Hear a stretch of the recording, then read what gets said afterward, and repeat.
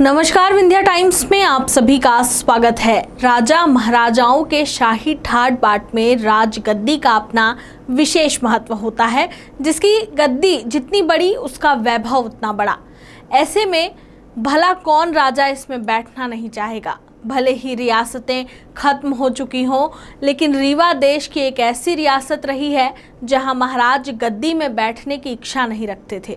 बघेल रियासत के लगभग 450 वर्षों के वैभवशाली इतिहास में महाराज ने राजाधिराज भगवान को राजगद्दी में बैठाया। राजगद्दी को भगवान का आसन माना और राजगद्दी की पूजा की। इस ऐतिहासिक परंपरा का निर्वाह आज भी दशहरे के दिन किया जाता है। जिस राजगद्दी के चाहत में कत्ल कर दिए जाते थे, पुत्र पिता की हत्या, भाई भाई की और रियासत से बगावत हुआ करती थी। लेकिन एक ऐसी रियासत भी है जिसमें महाराज गद्दी में बैठने की इच्छा नहीं रखते थे। राजगद्दी को भगवान का आसन माना। रीवा रियासत देश की इकलौती रियासत है जहां आज भी राजगद्दी की पूजा होती है। रीवा में यह परंपरा आज भी कायम है। यहाँ राजगद्दी में महाराजा नहीं बल्कि राजाधिराज बैठते हैं। राजशाही ठाट बाट में राजगद्दी का अपना विशेष महत्व होता है। जिसकी गद्दी जितनी बड़ी उसका वैभव उतना बड़ा। ऐसे में भला कौन राजा महाराजा इसमें बैठना नहीं चाहेगा।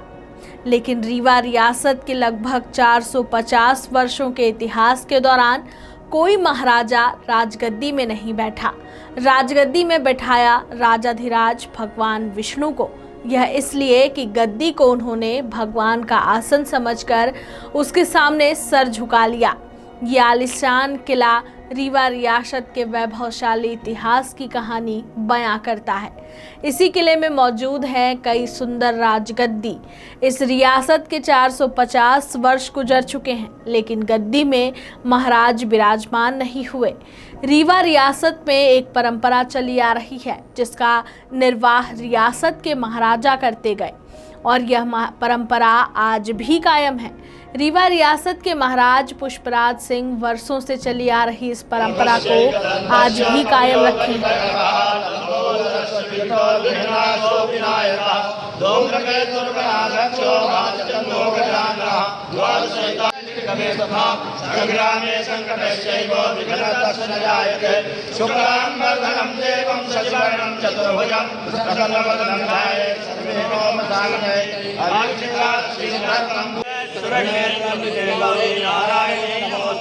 सर्वदा सर्वकार्येषु नास्त्यसां मंगलम् भगवान् मंगलाय तदेव लग्नं सुदिनं तदेव।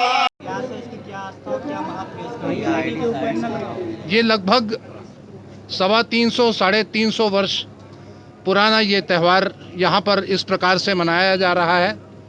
महाराज वेंकटरमन सिंह जी और उनके पहले ही से ये आरंभ हुआ।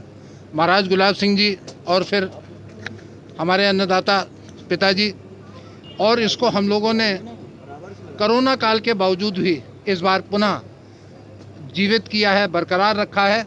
और मैं सबको विजयादशमी की आत्मीय बधाई देता हूँ, आभार व्यक्त करता हूँ कि हमारे ऊपर विश्वास रखकर सब लोग जो यहाँ पधारे हैं और जो नहीं भी पधारे हैं, जो इसको आपके माध्यम से देख रहे हैं, देखेंगे, उनको बहुत बहुत आभार व्यक्त करता हूँ।